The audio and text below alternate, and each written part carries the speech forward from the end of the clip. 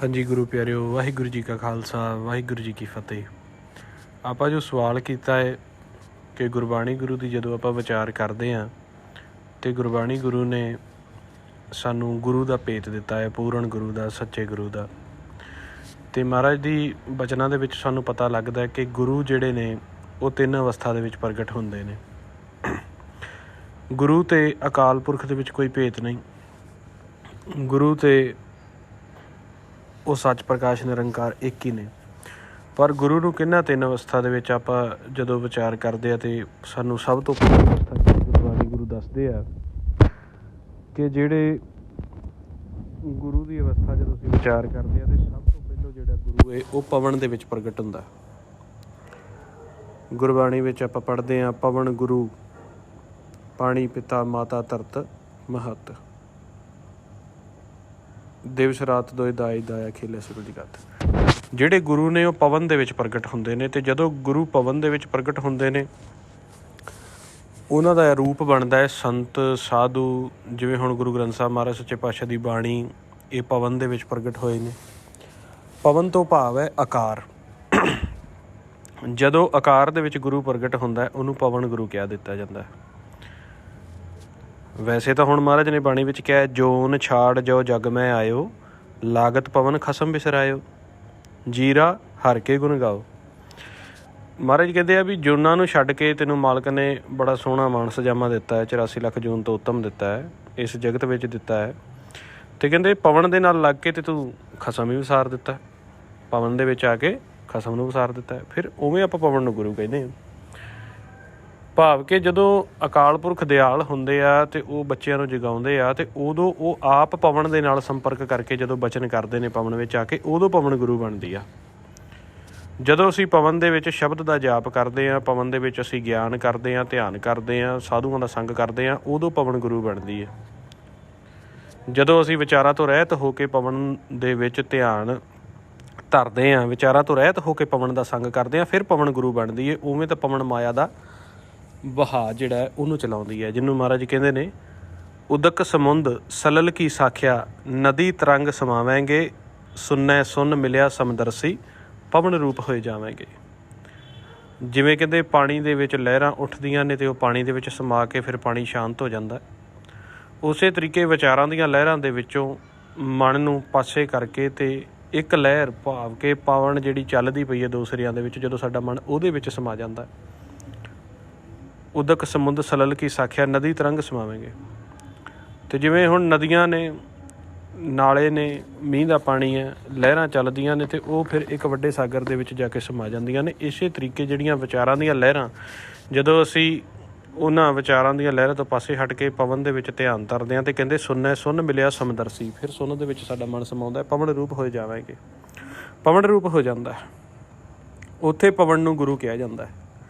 ਜਾਂ ਜਦੋਂ ਗੁਰਮੁਖ ਸਾਨੂੰ ਪਵਨ ਦੇ ਵਿੱਚ ਆ ਕੇ ਉਪਦੇਸ਼ ਕਰਦੇ ਨੇ, ਜਦੋਂ ਆਪਾਂ ਬਾਣੀ ਗੁਰੂ ਨੂੰ ਪੜ੍ਹਦੇ ਹਾਂ, ਕਿਉਂਕਿ ਹੁਣ ਬਾਣੀ ਜਿਹੜੇ ਨੇ ਇਹ ਅੱਖਰਾਂ ਦੇ ਵਿੱਚ ਸਾਨੂੰ ਉਪਦੇਸ਼ ਕਰਦੇ ਪਏ ਨੇ। ਅੱਖਰ ਕੀ ਹੁੰਦੇ ਨੇ? ਆਕਾਰ ਨੇ। ਆਕਾਰ ਸਾਰਾ ਪਵਨ ਦੇ ਵਿੱਚੋਂ ਪ੍ਰਗਟ ਹੋਇਆ, ਲਿਪੀ ਸਾਰੀ ਪਵਨ ਦੇ ਵਿੱਚੋਂ ਪ੍ਰਗਟ ਹੋਈ ਹੈ, ਸ਼ਬਦ ਬਚਨ ਸਾਰੇ ਇਹ ਪਵਨ ਦੁਆਰਾ ਅਸੀਂ ਬੋਲ ਰਹੇ ਹਾਂ। ਇਸ ਕਰਕੇ ਜਦੋਂ ਅਸੀਂ ਵਾਹਿਗੁਰੂ ਜਾਪ ਕਰਦੇ ਹਾਂ, ਸਾਧੂਆਂ ਦਾ ਸੰਗ ਕਰਦੇ ਹਾਂ, ਗੁਰਮੁਖ ਹੁੰਦੇ ਨੇ, ਇਹ ਸਾਰੇ ਪਵਨ ਗੁਰੂ ਦਾ, ਪਵਨ ਦੇ ਵਿੱਚ ਆ ਕੇ ਜਿਹੜਾ ਹੈ ਗੁਰੂ ਦੀ ਆਵਾਜ਼ ਦੱਸਦੇ ਨੇ, ਜਦੋਂ ਉਦੋਂ ਪਵਨ ਗੁਰੂ ਬਣਦਾ। ਅਤੇ ਦੂਜੀ ਸਟੇਜ ਦੇ ਵਿੱਚ ਫਿਰ ਗੁਰਬਾਣੀ ਕਹਿੰਦੇ ਨੇ ਸ਼ਬਦ ਗੁਰੂ।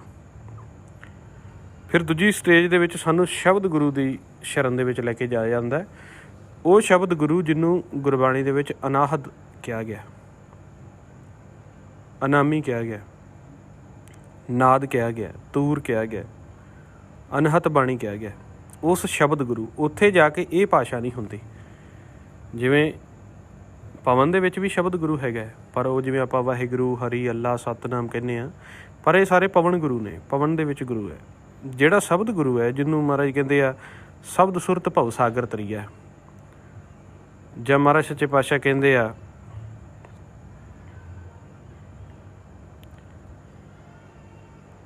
ਅਬੇ ਤਬੇ ਕੂੜੇ ਹੈ ਪਾਜਾ, ਬਿਨ ਗੁਰ ਸ਼ਬਦ ਨਾ ਸਭ ਰਸ ਕਾਜਾ।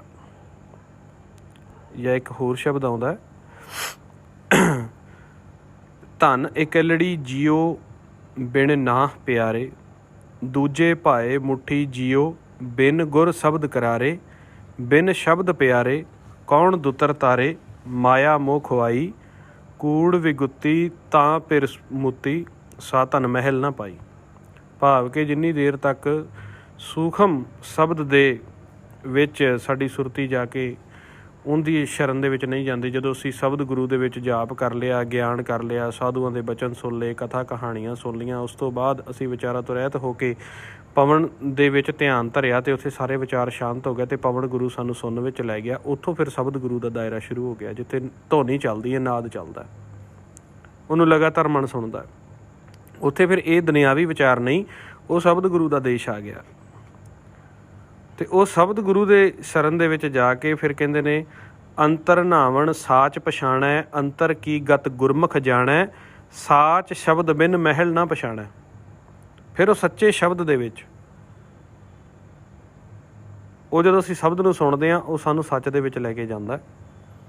ਸੱਚ ਕਿਹੜਾ? ਜਿਹੜਾ ਪ੍ਰਕਾਸ਼ ਰੂਪ, ਜਿਹਨੂੰ ਮਹਾਰਾਜ ਨੇ ਗੱਲ ਹੀ ਇੱਥੋਂ ਸ਼ੁਰੂ ਕੀਤੀ ਹੈ। ਚੱਕਰ ਚਿੰਨ ਅਰਬਰਨ ਜਾਤ ਅਰਪਾਤਨ ਹੰਜੇ, ਰੂਪ ਰੰਗ ਰੇਖ ਭੇਖ, ਕੋਊ ਕਹਿ ਨਾ ਸਕਤ ਕੇ, ਅਚਲ ਮੂਰਤ ਅਨਭਉ ਪ੍ਰਕਾਸ਼ ਅੰਤੋਜ ਕਹੀਜੈ। ਜਦ ਮਹਾਰਾਜ ਕਹਿੰਦੇ ਸੋ ਤੁਮ ਹੀ ਮੈਂ ਬਸੇ ਨਿਰੰਤਰ, ਨਾਨਕ ਦਰਪਨਿਆਈ। ਜਦ ਮਹਾਰਾਜ ਕਹਿੰਦੇ ਆ ਰੂਪ ਨਾ ਰੇਖ ਨਾ ਰੰਗ, ਕਿਛ ਤਰਹਿ ਗੁਣ ਤੇ ਪ੍ਰਭ ਭਿੰਨ, ਤਿਸੇ ਬੁਝਾਵੇ ਨਾਨਕਾ ਜਿਸ ਹੋਵੈ ਸੋ ਪ੍ਰਸੰਨ। ਉਹ ਸ਼ਬਦ ਜਿਹਨੂੰ ਕਹਿੰਦੇ ਰੂਪ ਨਾ ਰੇਖ, ਕੀ ਕਹਿੰਦੇ? ਰੂਪ ਨਾ ਰੇਖ ਅਨਾਹਦ ਵਾਜੈ, ਸ਼ਬਦ ਨਿਰੰਜਨ ਕੀਆ। ਨਿਰੰਜਨ ਨੇ ਇੱਕ ਐਸਾ ਸ਼ਬਦ ਬਣਾਇਆ ਜਿੰਦਾ ਕੋਈ ਰੂਪ ਨਹੀਂ, ਰੇਖ ਨਹੀਂ, ਤੇ ਅਨਾਹਦ ਰੂਪ ਦੇ ਵਿੱਚ ਵੱਜਦਾ ਪਿਆ। ਰੂਪ ਭਾਵ ਕੇ ਵੀ ਉਹ ਲਿਖਿਆ ਨਹੀਂ ਜਾ ਸਕਦਾ, ਰੇਖ ਭਾਵ ਕੇ ਵੀ ਉਹਨੂੰ ਸੁਣਿਆ ਨਹੀਂ ਜਾ ਸਕਦਾ, ਪੜ੍ਹਿਆ ਨਹੀਂ ਜਾ ਸਕਦਾ। ਰੂਪ ਨਾ ਰੇਖ ਅਨਾਹਦ ਵਾਜੈ, ਰੂਪ ਰੇਖ ਤੋਂ ਰਹਿਤ ਹੋ ਕੇ ਅਨਾਹਦ ਰੂਪ ਲਗਾਤਾਰ ਵੱਜਦਾ ਪਿਆ। ਕਹਿੰਦੇ ਸ਼ਬਦ ਨਿਰੰਜਨ ਕੀ ਆ? ਉਹ ਸ਼ਬਦ ਗੁਰੂ ਹੈ,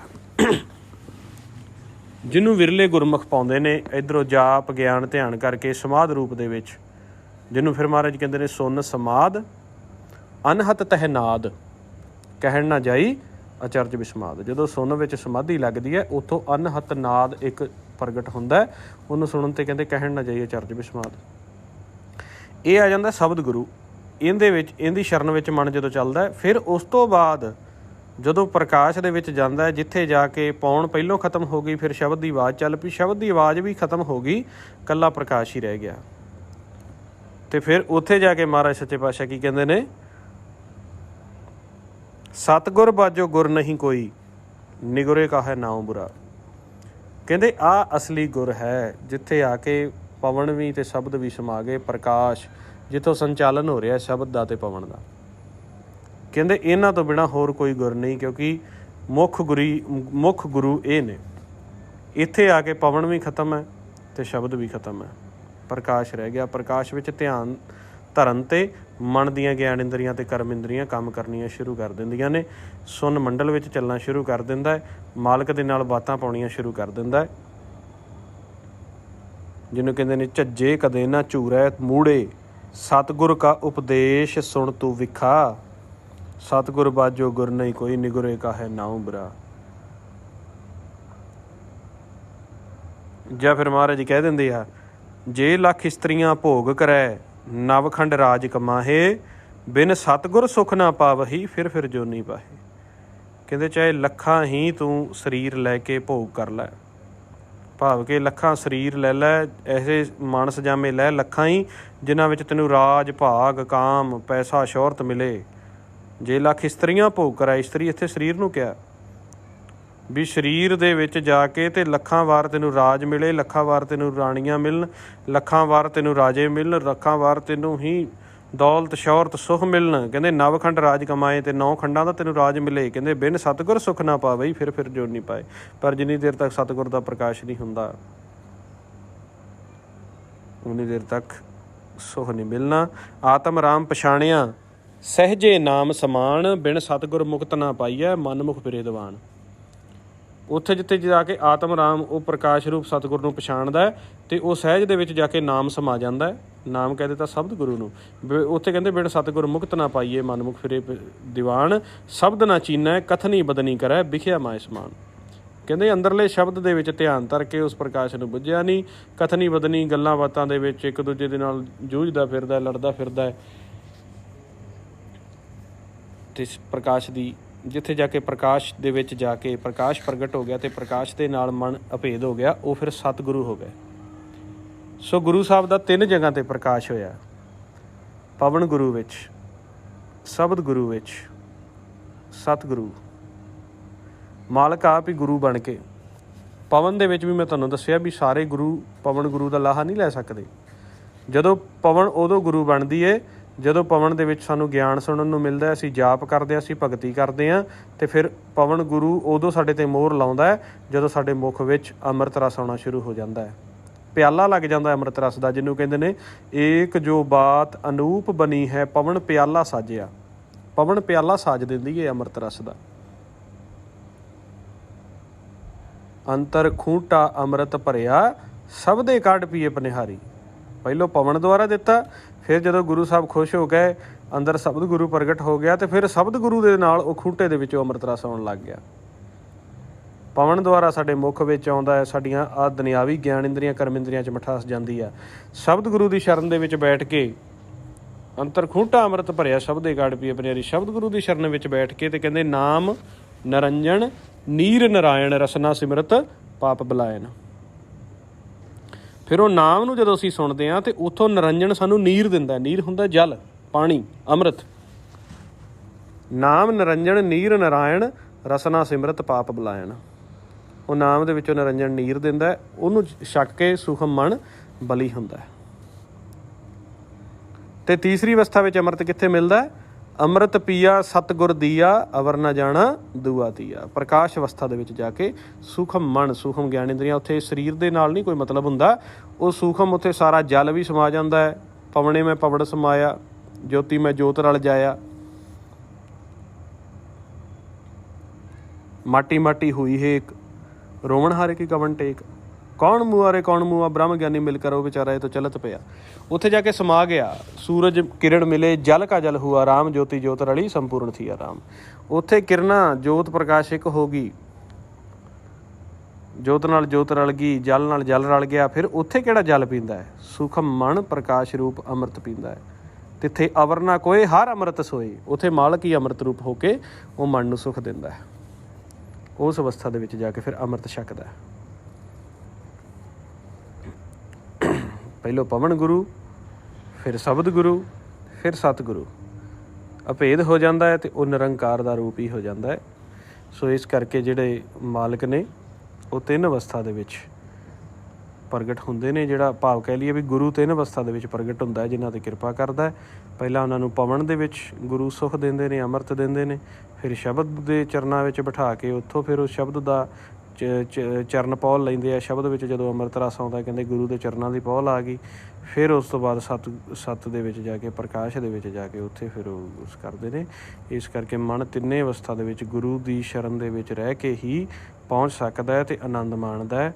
ਇਹ ਜਿਹੜੀ ਪਹਿਲੀ ਅਵਸਥਾ ਵਿੱਚ ਜਿੱਥੇ ਸੰਤਾਂ ਰਾਹੀਂ ਜਾਂ ਸਾਧੂਆਂ ਰਾਹੀਂ ਸਾਨੂੰ ਗੁਰੂ ਦੀ ਪ੍ਰਾਪਤੀ ਹੁੰਦੀ ਆ, ਉਹ ਵੀ ਪਵਨ ਗੁਰੂ ਦੇ ਰਾਹੀਂ ਹੀ ਹੁੰਦਾ ਹੈ। ਉਹ ਪਵਨ ਗੁਰੂ ਹੀ ਹੁੰਦਾ ਜਿਹੜਾ ਸਾਧੂਆਂ ਦੇ ਰਾਹੀਂ ਆ ਕੇ ਸਮਝਾਉਂਦਾ।